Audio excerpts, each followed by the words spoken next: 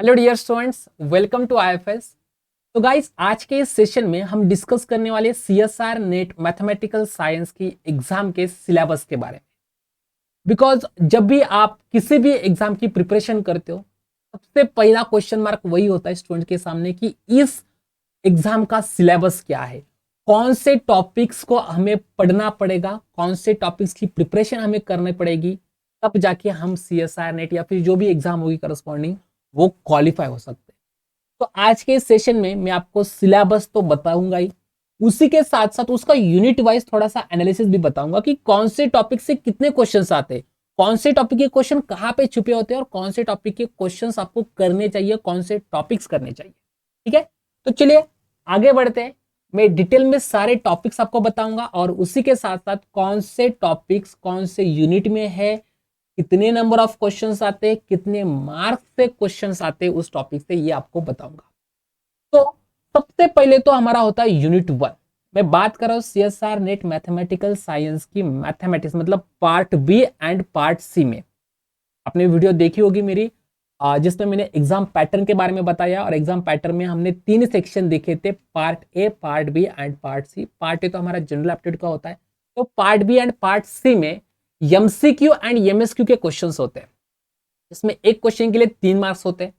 तो यूनिट 1 की अगर बात कर ले तो इसमें मेनली जो सब्जेक्ट्स है वो है real analysis and linear algebra. ठीक है, तो ये जो सिलेबस है इनका, linear algebra and real analysis, इसके नंबर ऑफ क्वेश्चन कुल मिला के, दोनों को मिला के जो नंबर ऑफ क्वेश्चन है वो कितने आते हैं, दोनों के मिला के जो क्वेश्चन है वो आ जाते हैं पार्ट बी में से 12 और पार्ट सी में से 18। मतलब टोटल क्वेश्चंस आते 30। मतलब एक एग्जाम में आपको real analysis and linear algebra दोनों को मिला के क्वेश्चंस होंगे 30।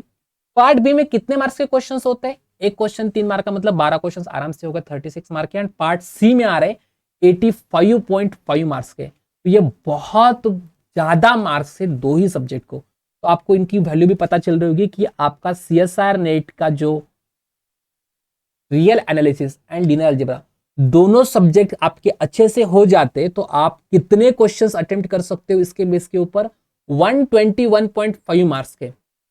एंड गाइस, अभी तक कभी भी सीएसआर नेट का कट ऑफ 115 के आगे नहीं गया है, और ये दो ही कोर्स ऐसे जो आपको 120 के आगे लेके जा सकते हैं। तो इन क्वेश्चंस, ये जो सब्जेक्ट्स है इनका इंपॉर्टेंस आपको यही पे पता चल रहा है कि कितने इंपॉर्टेंट ये दो सब्जेक्ट्स हैं। तो चलिए इन सब्जेक्ट्स का एक बार सिलेबस भी देख लेते हैं। जैसे कि आप यहाँ पे देख लीजिए, रियल एनालिसिस जो है, रियल एनालिसिस का सिलेबस क्या है, elementary set theory, finite, countable और अनकाउंटेबल सेट्स, जहां से क्वेश्चन हमेशा होता है। रियल नंबर सिस्टम है, कंप्लीट ऑर्डर फील्ड है, आर्किमीडियन प्रॉपर्टी है, ओके ये बहुत इंपॉर्टेंट प्रॉपर्टी है। उसके बाद supremum infimum, sequence and series, उसके कॉन्वर्जेंस, लिम सुपीरियर, लिम इंफीरियर, यहां से भी 3-4 क्वेश्चन हमेशा रियल एनालिसिस से निकलते हैं। उसके बाद है Bolzano Weierstrass theorem, Heine Borel's theorem, continuity, UC, differentiability, LCD, and उसके बाद है मीन वैल्यू थ्योरम। ठीक है, ये हो गया आपके कैलकुलस का सेक्शन, एलसीडी वाला। उसमें भी आपको 3-4 क्वेश्चन मिलते हैं। उसके बाद sequence and series of function से 2 क्वेश्चन आपको रहते हैं, यूनिफॉर्म कन्वर्जेंस उसी में आता है।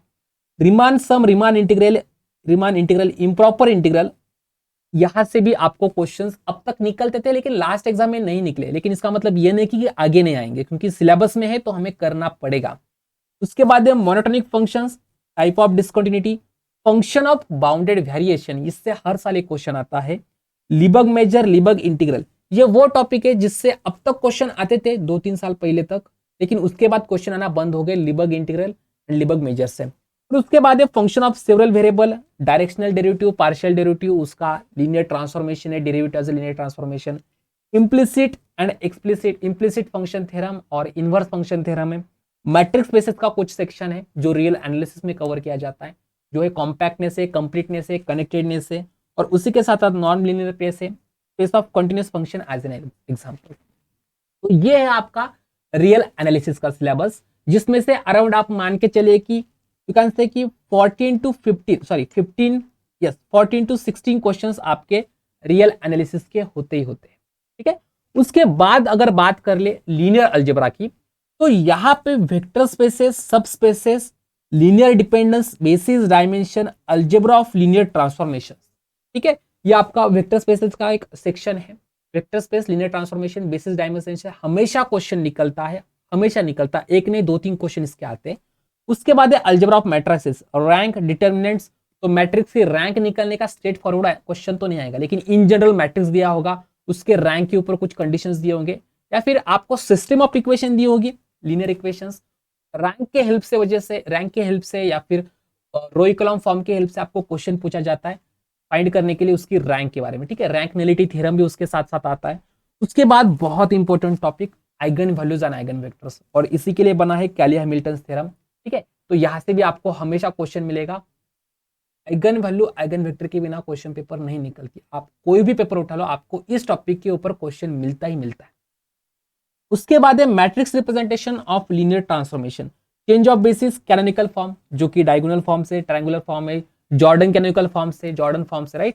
उसके बाद inner product spaces, orthonormal basis. इसके ऊपर पहले बहुत ज्यादा क्वेश्चंस आते हैं, अभी भी आते हैं, लेकिन उतना मतलब वो जो वॉल्यूम होता है वो थोड़ा सा कम हो चुका है।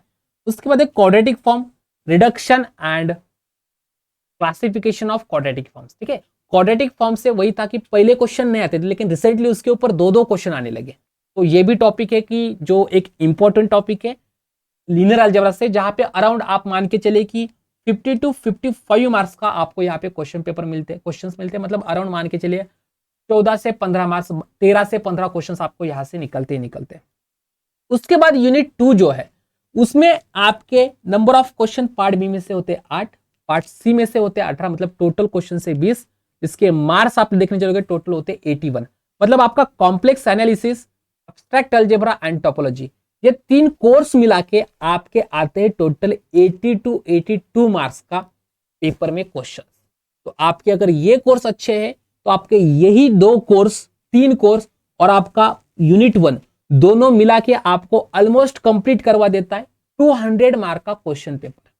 ओके गाइस, तो इसमें भी कॉम्प्लेक्स का स्टार्टिंग में बहुत बेसिक से, व्हाट इज कॉम्प्लेक्स नंबर्स, उसके कॉम्प्लेक्स प्लेन क्या है, polynomial, power series, such different types of functions, complex functions, exponential है, ट्रिग्नोमेट्रिक है, उसके बाद हाइपरबोलिक फंक्शंस है। उसके बाद मेन टॉपिक स्टार्ट हो जाता है जो कि एनालिटिक फंक्शंस, सीआर इक्वेशन, जहां से क्वेश्चन हमेशा निकलता है, हार्मोनिक फंक्शंस भी वहां पे रहते हैं। उसके बाद है contour integral, Cauchy's theorem, Cauchy's integral formula, Liouville's theorem, maximum modulus principle, minimum modulus principle, ठीक है। उसके बाद होता है Schwarz lemma, open mapping theorem, Taylor series, Laurent series, Laurent series के ऊपर भी हमेशा क्वेश्चन होता है। कैलकुलस ऑफ रेसिड्यू, रेसिड्यू के ऊपर भी क्वेश्चन हमेशा होता ही होता है। उसके बाद होता है conformal mapping, Mobius transformation, okay, branch cut होता है, फिर कंफर्मल मैपिंग, इसके ऊपर भी क्वेश्चन हमेशा निकलता है। मोबियस ट्रांसफॉर्मेशन, कंफर्मल मैपिंग, इन दोनों को मर्ज करके। टोपोलॉजी में ज्यादा सिलेबस तो नहीं है, बेसिस, डेंस सेट है, सबस्पेस से, प्रोडक्ट टोपोलॉजी है, सेपरेशन एक्सियम से, कनेक्टेड एंड कॉम्पैक्टनेस है। दिखने में छोटा है लेकिन खुद में वो बहुत बड़ा सिलेबस है टोपोलॉजी का। यहां से क्वेश्चंस की बात कर ले तो 30 to 35 मार्क्स का क्वेश्चंस आपको यहाँ पे मिलेंगे, और यहाँ पे 3 to 4 क्वेश्चन, 4 भी नहीं कभी आते, 2 to 3 क्वेश्चन आप मान के चलिए यहाँ से आपके निकलते हैं। उसके बाद है एब्स्ट्रैक्ट अलजेब्रा, जिसमें स्टार्टिंग में number 3, permutation, combination, pigeon hole principles, inclusion exclusion principle, okay. उसके बाद डिरेंजमेंट्स, उसके बाद fundamentals theorem of arithmetic divisibility in R, okay, and congruence, CRT, okay, Chinese remainder theorem. ये आपका नंबर 3 का, जिसमें से ये पूरा टॉपिक्स मिला के आपका बस एक क्वेश्चन निकलता है, और इसलिए स्टूडेंट्स नंबर 3 को ज्यादा इंपॉर्टेंस नहीं देते, बट वो भी जो इक्वेशन निकलता है वो कॉन्ग्रुएंस के ऊपर मोस्टली निकलता है। उसके बाद आता है ऑयलर 5 फंक्शंस, प्रिमिटिव, ओके, ये फिर से नंबर 3 में चला जाता है। फिर स्टार्ट होता है ग्रुप 3, तो ग्रुप, सब groups, normal, cyclic, quotient, cosets, बहुत सारे होमोमॉर्फिज्म, परम्यूटेशंस, ये सारी चीजें आती है। कैलिस थ्योरम, ओके, सब ग्रुप के बारे में, तो वो भी है। क्लास इक्वेशन, और इसी के साथ साथ सिलो पैकेज के ऊपर हमेशा क्वेश्चन निकलता है, ठीक है। नॉर्मल सब ग्रुप्स, सिलो पैकेजेस, ये बहुत इंपॉर्टेंट टॉपिक्स है। Cyclic groups, okay, order of groups, इसके छोटे छोटे बहुत सारे फॉर्मूले चंदन सर ने आपको बहुत बार बताया भी होगा, तो वहां से क्वेश्चन निकलता है। रिंग एंड फील्ड, ओके, यहाँ के भी टॉपिक्स है, कुछ क्वेश्चन रिंग है, आइडियल है, उसके बाद सब रिंग्स है, यहाँ पे भी होमोमॉर्फिज्म से, यूएफडी है, पीआईडी है, यूक्लिडियन डोमेन है, ठीक है, फैक्टराइजेशन डोमेन से, यूनिक फैक्टराइजेशन डोमेन से। तो ये सारे क्वेश्चंस आपके यहाँ से 2-3 क्वेश्चन, आप 2-3 तो नहीं बट हाँ 2 क्वेश्चन रिंग 3 से आप आते, एक क्वेश्चन उसके बाद आता है फील्ड से, ओके। तो टोटल ग्रुप 3 को भी मिला के आपके बन जाते 30 to 35 मार्क्स के क्वेश्चन। उसके बाद आता है यूनिट 3 जो कि है अप्लाइड मैथमेटिक्स। अप्लाइड मैथमेटिक्स के पार्ट बी में आते हैं 8 क्वेश्चन, पार्ट सी में आते हैं 12 क्वेश्चन, से टोटल मिला के आते हैं 20 क्वेश्चन। उसके मार्क्स देखोगे 25, 57, 81, मतलब वहां के 2 सब्जेक्ट और यहाँ पे 3 सब्जेक्ट दोनों काउंट करके एक ही है। अप्लाइड में सब्जेक्ट्स कौन से? ओडी है, पीडी है, न्यूमेरिकल है, सीओवी है, इंटीग्रल है एंड क्लासिकल मैकेनिक्स है। ये आपके 6 सब्जेक्ट्स अप्लाइड मैथमेटिक्स के सारा का सारा यूनिट 3 में बसा हुआ होता है। ठीक है, सिलेबस की बात कर ले, existence and uniqueness of solution of IVP of first order ordinary differential equation, singular solutions है, system of first order ODE है, रॉन्स्किन है, जनरल थ्योरी है homogeneous and non homogeneous equations की। उसके बाद variation of parameters, term levels, boundary value problem से Green's function है। यहाँ पे रॉन्स्किन का टॉपिक नहीं दिया, लेकिन रॉन्स्किन के ऊपर भी बहुत बार क्वेश्चन निकला है, बहुत बार निकला है, तो इजी टॉपिक है, 1-2 लेक्चर का टॉपिक है, लेकिन क्वेश्चन उससे आते हैं। उसके बाद है पीडी। तो पीडी का डियर स्टूडेंट्स सेकंड ऑर्डर का जो classification of second order differential equation है वहां से क्वेश्चन है, हीट वेव यहां से क्वेश्चन आता है। उसके बाद कोशी प्रॉब्लम के ऊपर क्वेश्चन आता है, जिसके लिए हमें पढ़ना पड़ता है क्या, Lagrange's and Charpit's methods. Okay, उसके बाद चारपीस मेथड से, जैकोबियन मेथड से, वो टॉपिक्स आपको पढ़ने पड़ते हैं। Cauchy problem of first order PD, उसके बाद classification of second order PD, जिसके बारे में अभी हमने बोला है। General solution of higher order PD with constant coefficient, जो कि आपको डीजेड के बारे में बातें करनी होती है वहां पे। ठीक है, तो उसके बाद आता है methods of separation of variables, okay, और Laplace heat and wave equation. तो इसके जो अलग अलग मेथड्स है, होमोजेनियस इक्वेशन है, नॉन होमोजेनियस इक्वेशन है, वो जो लेंथ है वो फाइनाइट लेंथ की, वो जो स्ट्रीम होते हैं वो फाइनाइट लेंथ का है, इनफाइनाइट लेंथ का है। ऐसे बहुत सारे क्वेश्चंस वहां से होते हैं, मतलब अराउंड 4 to 5 क्वेश्चंस आपके वहां से होते हैं। पार्शियल एंड ओडी को मिला के टोटल 20-20 मार्क्स के क्वेश्चंस आपको यहाँ पे आते हैं। ठीक है, उसके बाद न्यूमेरिकल एनालिसिस, सिलेबस बहुत बड़ा है, क्वेश्चन 2 या फिर 3 क्वेश्चंस होते हैं, जिसमें numerical analysis of numerical solutions of algebraic equations, methods of iteration, Newton's Raphson method, rate of convergence, इसके ऊपर क्वेश्चन रहता है। Solution of system of linear algebraic equation using Gauss elimination and Gauss Seidel's method. Okay, उसके बाद finite difference, Lagrange's, Hermite and line interpolation, numerical differentiation, integration, numerical solution of ODE using Picard's, Euler and modified Euler Runge Kutta method. यहाँ पे add में जो है वो थोड़ा सा एरर वाला माहौल है, मतलब 0.1 एच लो, उसके बाद अलग अलग रेट ऑफ कन्वर्जेंस निकालते बैठो और उसके बाद अप्रोच करो सॉल्यूशंस को। ठीक है, ऐसे जिससे आपको निकलते 1 या 2 क्वेश्चंस। कैलकुलस ऑफ वेरिएशन बहुत छोटा टॉपिक है, 1 या 2 क्वेश्चंस रहते हैं। Variation of functionals, Euler Lagrange's equation, यहां से क्वेश्चन निकलता है। उसके बाद necessary and sufficient condition for extrema, वही है, वो दोनों एक दूसरे से रिलेटेड है। Variational methods for boundary value problems in ordinary and partial differential equation, बहुत छोटा टॉपिक है, 1 या 2 क्वेश्चन आपको यहाँ पे कभी कभी आ जाते हैं, कभी कभी नहीं, मतलब हर एग्जाम में होते हैं। इंटीग्रल इक्वेशन लीनियर, उसमें क्या है, second order Fredholm and Volterra type के 2 अलग अलग है। सेपरेबल कर्नल्स, अब यहाँ पे ये जो इंटीग्रल इक्वेशंस थे वहां पे आपको लैप्लास ट्रांसफॉर्म यूज किया जाता है, कभी कभी पॉलिनोमियल यूज की जाती है, कभी कभी डिफरेंशियल इक्वेशंस का यूज किया जाता है ये एग्जांपल्स को सॉल्व करने के लिए। उसके बाद एक characteristics number and eigen functions, उसके बाद रिजोल्वेंट कर्नल। ओके, तो इतना आपका सिलेबस होता है। रिजोल्वेंट कर्नल के ऊपर कभी कभी डायरेक्टली क्वेश्चन पूछा था कि इसका रिजोल्वेंट कर्नल क्या है, और आइगन फंक्शंस के ऊपर भी क्वेश्चंस पूछा जाता है। उसके बाद एक क्लासिकल मैकेनिक्स, जो कि मैथमेटिक्स के स्टूडेंट्स करते तो नहीं है, लेकिन इसके ऊपर भी 1-2 क्वेश्चन आता है। मोस्ट ऑफ द टाइम्स एक ही क्वेश्चन होता है, उससे ज्यादा नहीं होता। इंटीग्रल इक्वेशन से भी कितने क्वेश्चंस निकलता है, एक ही क्वेश्चंस निकलता है।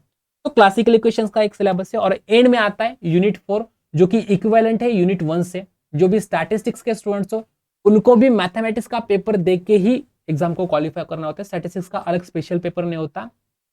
तो इसमें भी टोटल 30 क्वेश्चन होते हैं, पार्ट ए में 12, पार्ट बी में 12, पार्ट सी में 18, जो हमारा यूनिट 1 जैसा है, और टोटल मार्क्स होते हैं 121.5।